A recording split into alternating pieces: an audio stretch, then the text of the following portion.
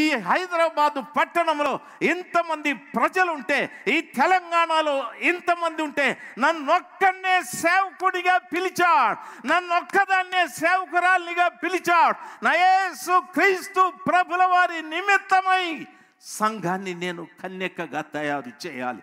హల్లెలూయా. 10 మంది చాలు, కన్యకగా తయారు చేయి.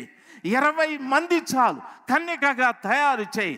చెత్త చెదారమంతా బుట్లో వేసినట్టుగా, వేస్టేజ్ అంతా వేసినట్టు మా చర్చికి 2000 వస్తారు, 3000 వస్తారు, 4000 వస్తారు, 50,000 వస్తారు, 1,00,000 వస్తారు. ఎందుకు బాబు?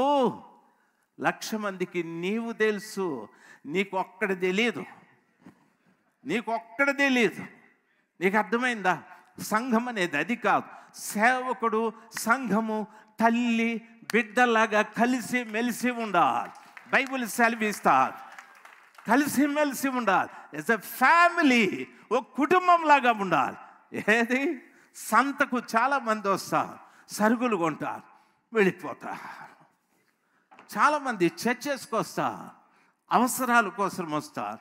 తీరితే తీరకపోతే పోయా, నెక్స్ట్ వీక్ మరలా సంతకు వచ్చినట్టు. ఆ విధంగా కాదు.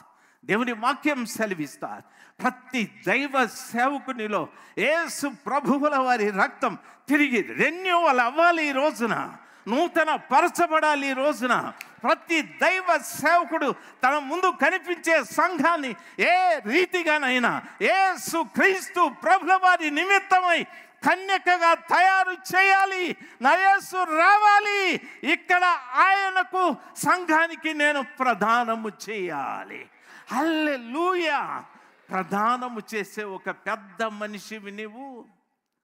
ఎంత గొప్పోడివి నీవు, సేవకుడివి. ఎంత బాధ్యత దేవుడు నీకు ఇచ్చాడు.